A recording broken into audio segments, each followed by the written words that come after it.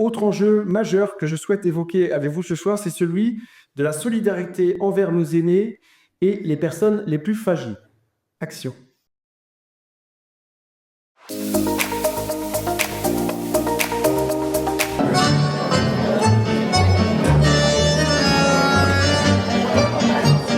Nous avons invité toutes les personnes de plus de 80 ans sur la commune avec leur conjoint ou leur conjointe. C'est un après-midi dansant animé par Jean Ricolo qui se veut donc un moment festif autour de 2 parts de galettes et de boissons avec donc l'intention de passer un bon moment tous ensemble. C'est que du bonheur. Je suis le roi de la danse aussi. J'aime bien déjà ça et puis j'aime bien le monde, c'est pour ça. J'ai 80 ans depuis 10 ans alors. J'aime bien me retrouver avec les gens. C'est la première fois, oui. Je n'ai qu'à me satisfaire de Bretignolles. Et vous ne voulez pas le rater? C'est vraiment très agréable.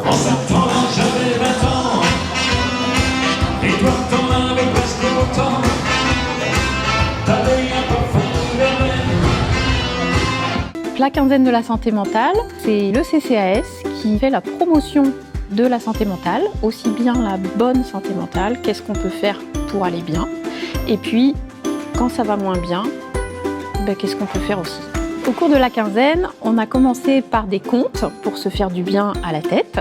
On a aussi apaisé son mental, entre autres par rapport aux aidants. On a parlé des troubles psychiques, du risque suicidaire et de la dépression.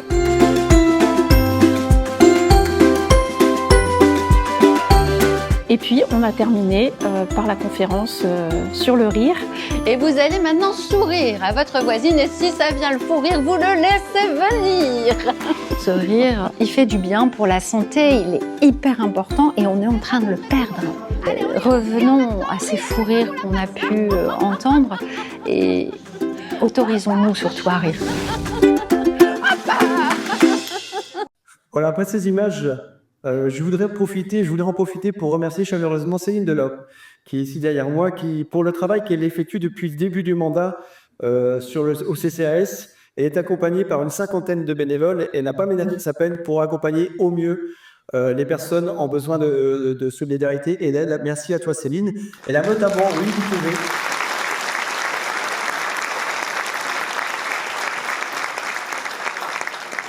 Elle a notamment mis beaucoup d'énergie pour organiser la quinzaine de la santé mentale. On en a dit le petit extrait ici.